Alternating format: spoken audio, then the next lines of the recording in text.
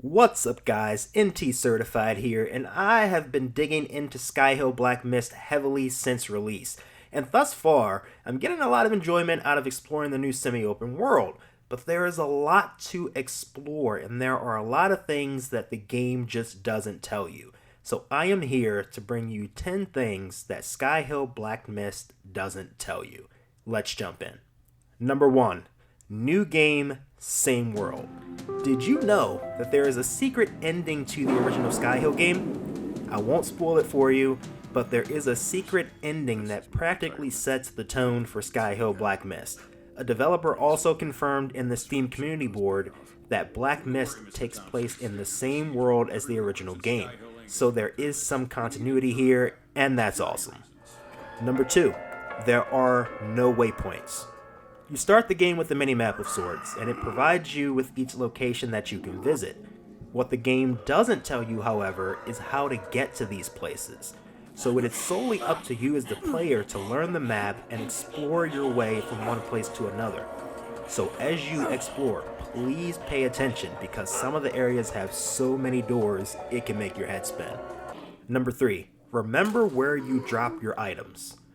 While you are memorizing the map and different avenues to explore, you will come across more items than you can handle.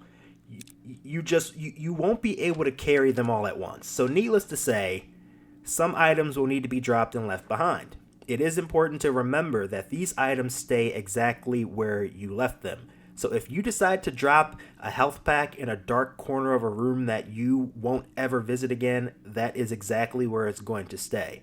So think strategically about where you drop your items. Number 4, additional obelisk storage.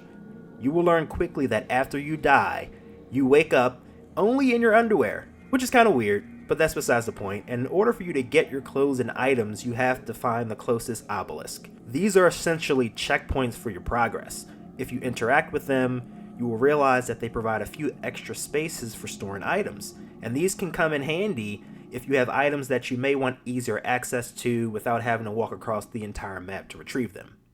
Number 5, the Grim Reaper. The old man in the lobby tells you that your time is ticking and you have a gauge across the top of your screen. What the game does not tell you is what happened when your gauge depletes. Well, mine depleted and nothing happened, so I continued playing the game. That is, until I noticed that I was being chased by the freaking Grim Reaper, and he chased me from area to area. I figured that he was just some random, ghost or something that was chasing me and I could kill him, but that was not the case. So you can run from him, but eventually he's going to catch you and it's going to be game over. Number 6, there is no permadeath. So unlike the original game, when you die, you do not have to go back to the beginning of the game. And with the way that this game is set up, it would be pretty brutal if you had to go back to the very beginning. So when you die, you wind up waking up in various locations throughout the map. Most of them are in dark areas, but you can quickly find your way back to an obelisk, grab your clothes, grab your items, and in some cases you wake up in new areas that you've yet to explore. So thanks, devs. Number 7, use vent ducts. It took me a while to realize this, but you can make use of the vent ducts to take shortcuts to different areas.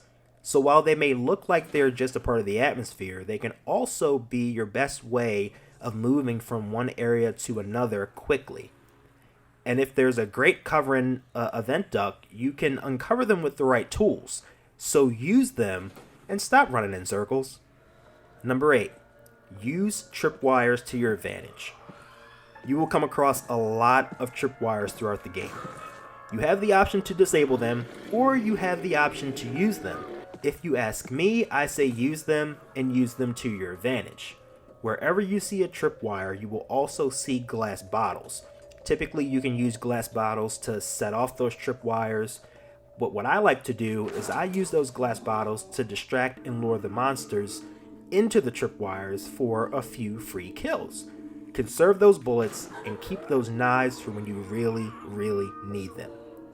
Number 9, enemies will follow you into new rooms.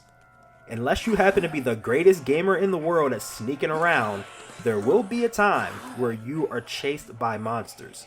You run from room to room to try to get away, but they will follow you from room to room. Now keep in mind, they won't follow you from area to area, but they will enter every room within an area. And I've died quite a few times getting cornered in these different rooms. Number 10, look for the eye markings. And last but not least, look for eye markings when you explore. They signify areas where you can hide, whether that be inside of a cabinet or under a table. Use them when you're in sticky situations because they can really come in handy if they're used correctly. Just make sure that the monster isn't standing right over top of you when you hop in. They aren't that dumb. And those are the 10 things that Sky-Hill Black Mist does not tell you. I hope you enjoyed the video. Feel free to drop a like, and I would really appreciate it if you would click that subscribe button for more content just like this, and I will catch you on the next video.